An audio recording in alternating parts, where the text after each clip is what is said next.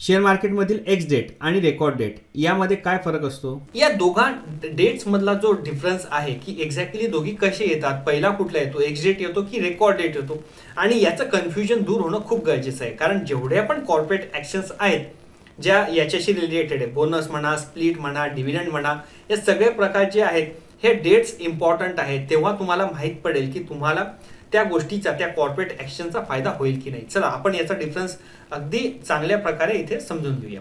आता सगळ्यात अगोदर आपण ही पाहिली की T+2 सेटलमेंट ही असते आपल्या शेअर बाजारमध्ये. आता याचा अर्थ काय आपण पहिलेच पाहिलंय. मी परत म्हणजे तुम्हाला एक रिफ्रेशर लावून देतो की तुम्ही सोमवारी जर शेअर विकत घेतला, ठीक आहे, तुम्ही एखादा शेअर विकत इथे घेतला तर तुम्हाला सोमवारीच लगेच नाही मिळणार आपल्या अकाउंटमध्ये. तो केव्हा मिळेल? T+2 म्हणजे सोमवार हा T झाला, मंगळवार T+1 झाला आणि T+2 याचा अर्थ बुधवारी. तर तुम्हाला बुधवारी त्या कंपनीचे शेअर हे तुमच्या DP मध्ये दिसतील. याचाच अर्थ म्हणजे ही साधीशी गोष्ट झाली. ठीक आहे, चला आपण सगळ्यात अगोदर टाइमलाईन बोलूया की एक्स डेट. ठीक आहे, एक्स डेट हा एक प्रकार आणि त्याच्यानंतर रेकॉर्ड डेट याचा अर्थ प्रकार. आता सगळ्यात अगोदर आपण रेकॉर्ड डेटची बोलू. आपण एक डिव्हिडंड हा एक्झाम्पल घेऊ. ठीक आहे, एखाद्या कंपनीने डिव्हिडंड डिक्लेअर केला आहे आणि ते सांगताय की आमच्या कंपनीचा जो रेकॉर्ड डेट आहे डिव्हिडंड मिळण्याचा तो समजून घ्या 3 तारखेचा आहे. ठीक आहे, 3 जानेवारीचा. तर आता तुम्हाला हे माहीत पडून गेलं की 3 जानेवारीला यांचा रेकॉर्ड डेट आहे.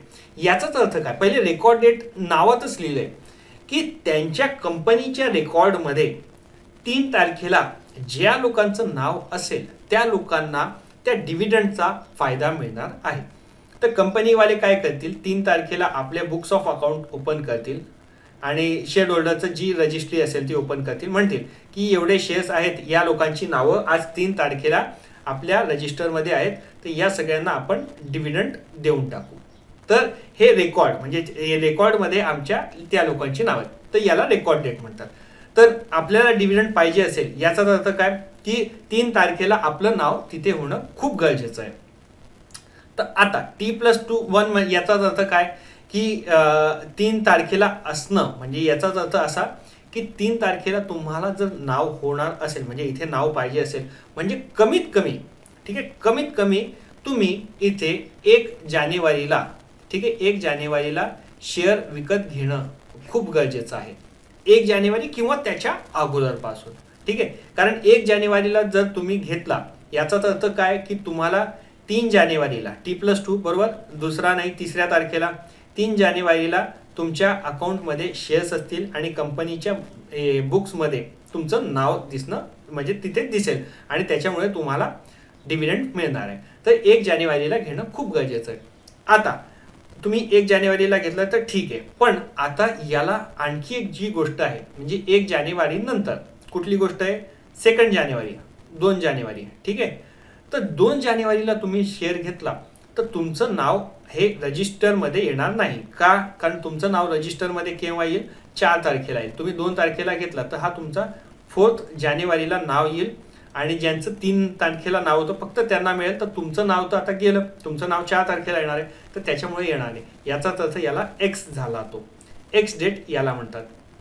तर याचाच अर्थ काय की एक्स डेट अशी एक डेट आहे ज्या दिवशी म्हणजे तुम्ही जर घेतला शेअर विकत जरी घेतला तरी तुम्हाला त्या गोष्टीचा त्याचा फायदा होणार नाही. आता एक्स डेट आणि रेकॉर्ड डेट यांचा जो फरक आहे तो आता 1 दिवसाचा राहिला आहे. पहिले T+ म्हणजे 2 दिवसांचा डिफरन्स असायचा, आता 1 दिवसाचा राहिला आहे. म्हणजे तुम्ही 2 तारखेला बाय जरी केला, तुम्ही 2 तारखेला जर तुम्ही हे विकत घ्यायला गेले तर तुम्हाला या गोष्टींचा फरक पडणार म्हणजे फायदा होणार नाही. त्यामुळे एक्स डेटच्या अगोदर तुम्हाला विकत घ्यायचं आहे. ज्या काही तुम्हाला जर शेअर घ्यायचं असेल, स्प्लिट म्हणा, बोनस म्हणा, डिव्हिडंड म्हणा, काही जे करायचं आहे ते एक्स डिव्हिडंडच्या 1 दिवस अगोदर घ्यायचं आहे. जो कुठला सोमवार ते शुक्रवार मधला पहिला म्हणजे त्याच्या अगोदरचा दिवस आहे तो किंवा त्याच्या अगोदर घेऊन ठेवायचा आणि त्याच्यानंतर तुम्ही विकायचा. आता खूप सारे लोक हे पण विचारतात की सर ठीक आहे चला म्हणजे आम्हाला ही गोष्ट तर कळून गेली, पण आता आम्ही शेअर घेऊन ठेवला आहे, ठीक आहे, एक्स डेटच्या दिवशी जो काही प्रकार होईल तो होईल, आम्ही एक्स डेटला जर शेअर विकला तर चालेल का? तर मी म्हणेल बिलकुल चालेल, काहीच प्रॉब्लेम नाही आहे.